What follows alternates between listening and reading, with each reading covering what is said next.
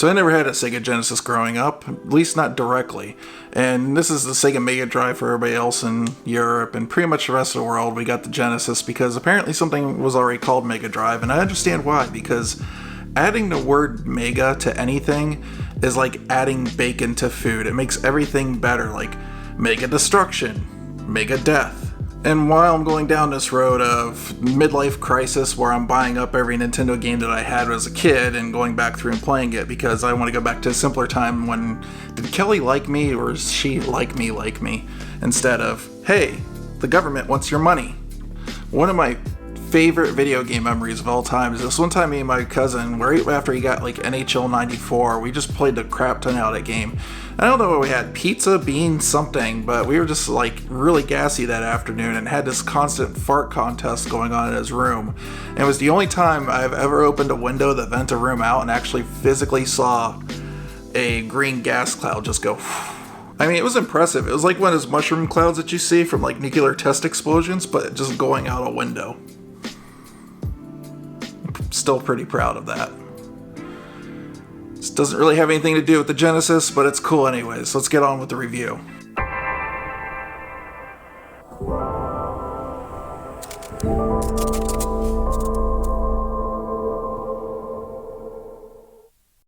So anyways, when Analogue came out with the Mega SG, which is an FPGA-based version of this console, I knew I had to have it for two reasons. Because I have a desperate, crippling obsession with retro video games, and the other being is, as far as I know, and what I'm hearing from like a lot of retro modders out there, it's insanely hard to get HDMI out of the original Mega Drive units. So it seems like if you're going to get HDMI out, this is like one of the cheaper, simpler ways to do it. And there still isn't really a good option out there to do it on current existing hardware. So if you want that system accuracy, but still want like that clean pixel look and stuff without going through an emulator like I do, this is pretty much your option. So okay, so what's in the box? We have the console itself, obviously. We'll get to that, back to that in a second. We have a mat, which is sort of like a mouse mat in a way. It's sort of that same material. But what this is actually for is the Mega SG is this ever so slightly shorter than the original Genesis. And there is a way to hook it up to the Sega CD. So this is going to rise it up so you can get that Sega CD hookup, the connect just properly on it. There is a cartridge port adapter in this. So this actually has a Sega Master System cartridge port adapter. It comes with it, sort of like the power-based converter that you had to pay extra for on the Genesis. This just comes with a little mini version of it. We have a little wall wart power adapter and then a USB power cable. It is micro USB, unfortunately, on the back instead of the barrel connector like on their higher end stuff. And we have an Analogue branded HDMI cable. Okay, a quick walk around the system. It looks really, really nice. I like that little circular pattern that the system has on it. Just like the original Genesis, but it is that smaller condensed sort of like Genesis 2 model instead of like the Genesis 1. However, the Genesis 2 didn't have the headphone jack, which this thankfully does have. Now this doesn't have a volume slider, which I would like to see on it. That is internally and done in software, so you have to go into the software or the OS and adjust it. But the nice thing about this compared to the original Genesis is the preamps on here can actually handle high impedance headphones. So if you have some really nice like biodynamic like 250 ohm headphones or something like that, you can plug it into the headphone port on this and just jam out to like 16-bit sounds on your high impedance headphones. Also on the front we have two RS-232 serial ports. These are pretty common in other video game systems like the Atari 2600. It's just a serial port like you would see on a computer back in the day, old PC style. And they just happen to use it for video game controllers as well. So Genesis uses that, and oddly enough, you can actually take a Genesis controller and plug it into a Atari 2600 system, and it works. I've done it myself. It's pretty interesting. On the back of the system, we have a full-size HDMI port that will deliver a maximum resolution of 1080p out the back, just like their other consoles. And then we have that micro USB, which is for the power in. On the one side, we have an full-size SD card slot that's mostly meant for firmware updates, but you can jailbreak the system just like the other ones and run ROMs off this. The exception being any ROMs or any cartridges that had extra hardware on it that you might need, like say virtual racing or something. It's not going to run on this core. It's not going to make the virtual racing core in the FPGA or anything like that. So you're going to have the actual hardware to be able to do that. On the opposite side, we have the Sega CD cover, or the cover that comes off to slot the Sega CD into the system. And this is pretty nifty because you can use a Model 1, Model 2. It's going to look a little odd though because this thing is so much smaller than a Genesis that it doesn't take up that like entire portion on the Sega CD, so there's going to be like a little bit sticking out around it. And then up top we have the Sega Genesis cartridge port, of course, where all those wonderful games are going to go into. Alright, so once the system boots up, we have the options right away. We have run cartridge, so any cartridge that's in the system, it's just going to run it. If you have a Mega Drive cart or you have a Sega Master System cart, it's going to run it just fine. There's also adapters for the system that you can get for the My Card, I think is what they called it, the little card slot thing that they had. There's very few games that made for it. You can get Mark III games in here and also Game Gear games to run on this. However, to get those games to run on those other cartridge adapters, first of all, the cartridge adapter kit I believe is like around $70, $60-$70 if you want to pick that up separate. Next in the menu we have the cores option, and this is only if you have the jailbroken firmware added to your system, which is easy enough to do. This is where you're going to actually be able to run ROMs directly off your SD card if you have them installed. So that's Genesis ROMs, Sega Master System ROMs. It will also run Sega Game Gear ROMs, and then on top of that, ColecoVision ROMs. And to get these systems to run, you do have to have a BIOS file on the SD card for it to be able to run the system's games. Next on the menu, there is a game that's included that's preloaded on. It's called Ultra Core. It's a game that was originally developed but never released by DICE, the guys that do Battlefield, and from what I understand, some of them came back and finished it up, and they released it as a game called Ultra Core. It's originally supposed to be called Hardcore, but I guess they changed it to Ultra Core for some reason. Who knows? My opinion of this game is it looks nice, it sounds nice and everything, but I don't think it's a very fun game. I'm not really into it that much. It's a cool include, but it's for the pack-in game for the system. I don't think it's on the same level as Super Turrican Director's Cut or Super Turrican on the Super NT.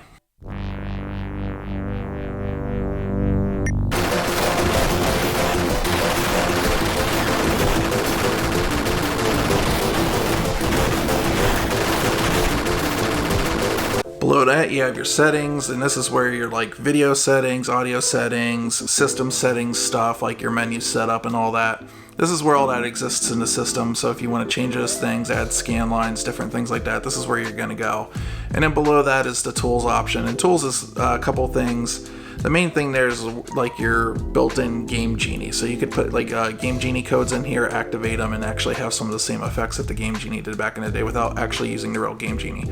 So the Sega Genesis actually had two resolution modes that it ran at, so it was actually 256p or 320p, and there were a lot of games actually ran at the 320p by default, and later on systems like PlayStation 1, Sega Saturn, and all that, those all ran 320p by default. So the Sega Genesis didn't have any hardware transparency whatsoever. So they did this thing where they put these like little dithering effects where like basically one block would be blue, one block would be clear, one block would be blue.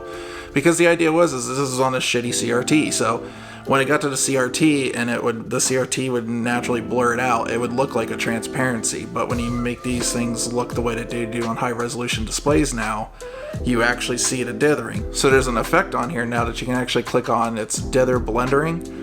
And what it does is it's supposed to blur those lines out. Does it work great? Not really. I just tend to turn it off. I think in some cases it can make it look somewhat better, but in some cases actually just make it worse. And there's actually a slider on the blending where you can actually make it basically go the full-on CRT all the way up. But it's just, you know, it's something to play with. If you like it, you like it. If you don't, you don't. I personally don't like it, so I tend to leave it off. And of course we have other options like changing your resolution. This will do 720, 480 as well as 1080 output. If you're going to do scan lines, I would recommend that you do them at 720p because it's going to blur the image a little bit, which I think makes it look a little bit better. And in the scanline options, I would enable hybrid scanline options. And basically what that does is there's an algorithm running inside the system. So on a CRT, if you actually looked at how the phosphorus interacted with the scan lines, typically you'd see the scan lines in like darker content, but like really bright stuff, you'd see it barely pop up at all. And so normally when you run scan lines in an emulator, not always it make the image darker, but it's going to make the image, it doesn't look quite right from a CRT because like the scan lines run consistent across the entire image.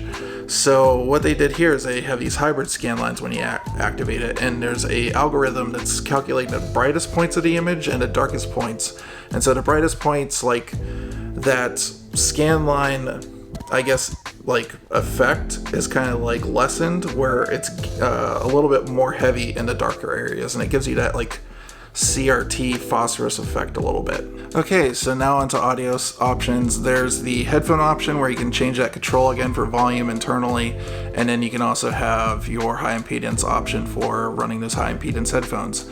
Then you also have auto CD enable. So basically what this does is it detects that the Sega CD is hooked up and allows the Sega CD audio to pass through. So there's actually a enable for cartridge as well. And this is mostly for like if you're using like flash carts that have that extra audio option to like run like symphony style music or something off of the FPGA in the carts, like the Terra Onion. Like the downside to it is if you have a path of analog audio going through, any kind of like electrical interference or anything like that is going to come off as like a possible hiss or hum through your audio on your TV. So there's reasons to have it on, reasons to have it off, and there's also an audio volume adjust for the cartridge port itself. Okay, and then there's also the FM sound chip in the Genesis is the Yamaha YM26, is it 2610? 2612, sorry, don't remember these things all the time. Really great labeling, by the way. But these chips, you know, they had a much lower fidelity back in the day, so one of the perks to running these things on an FPGA or even like an emulator is you can run them at a higher quality. So instead of like, I think it was the 22 kilohertz that these output at, you can enable a high quality YM2612 option on the system, which is on by default, and it plays all those sounds back at 4800 kilohertz. Matter of fact, I'm willing to say that if you compare this to most emulators and even the Sega Genesis original hardware itself, Sega Genesis games actually sound better on the Mega SG than they do on original hardware by a long shot. It's ridiculous. Now, for one of the coolest things I think this thing can do is, originally back in the day, like the Sega CD or Mega CD games were locked to that particular hardware because they had a BIOS and they were, you know, region locked essentially. So if you have your Sega CD or Mega CD hooked up to the Analogue Mega SG, man, that's a lot of S's and stuff going in there, and I'm just... Anyways, if you have that in there, you can actually load a Japanese BIOS or European BIOS or whatever onto your SD card, and then there's an option to enable it. So if you have a European game or a Japanese game, you can run it on your US Sega CD hardware by enabling this, and instead of it booting up the BIOS ROM on the system, it'll boot up off the SD card and allow you to run that game. So you can experience the differences of Sonic CD's music from Japan compared to the US or something like that, if you want to. And I think that's really cool that they could do that. That's a really neat option. Okay, and the last really cool thing that this system can do that even the Genesis can't do is that originally over in Japan, the Master System started out as the Sega Mark III. And the Mark III had an add-on for 64,000 yen or $64 or roughly that you added it to the front of the system, and it was an extra sound chip. It was specifically a Yamaha FM2413, and a lot of games had added soundtracks just for this unit. And then later on, when it came out with the Master System of Japan, that audio chip got added to the Master System of Japan, but to none of the other international regions. So when it came here to the US, we just got the crappy Texas Instruments sound chip that was on the system, which really bothered me because it had these really tinny, high-pitched noise, So to all of a sudden have these old games be able to have these soundtracks that sound way better than the original hardware is awesome. And I don't know why we didn't get this feature in the US, because as it turns out, games that were compatible with this and had the soundtrack on the cart in Japan, when they brought those carts over to US, they didn't take the FM soundtrack off. It's still on there. And so when it came to the Master System here in the US, we didn't really get to enjoy it, and also the power base converter when added to the Genesis, we didn't really get to enjoy it. But because the way this system works is when you put a Master System card in, it's not really trying to run the back compat mode on the Genesis through the system core. It reconfigures the core to be a Mega Drive, or I should say Master System core. I get these two confused so easily. So it's running the Master System core, but it's running the Master System core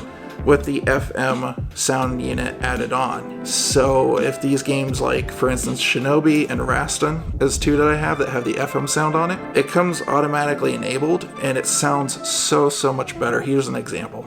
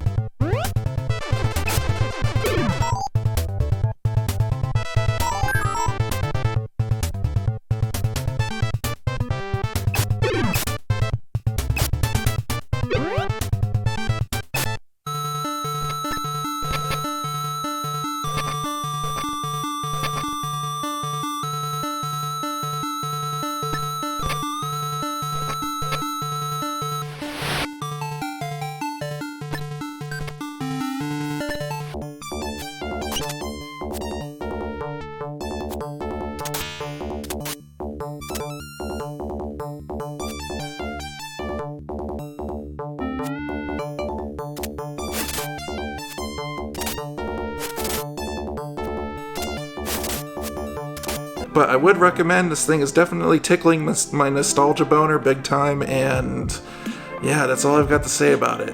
It's great stuff. So if you guys like this video, be sure to leave a comment, like, or subscribe if you haven't by now, and I will see you guys in the next video. And I'm sorry for my absence for the last week.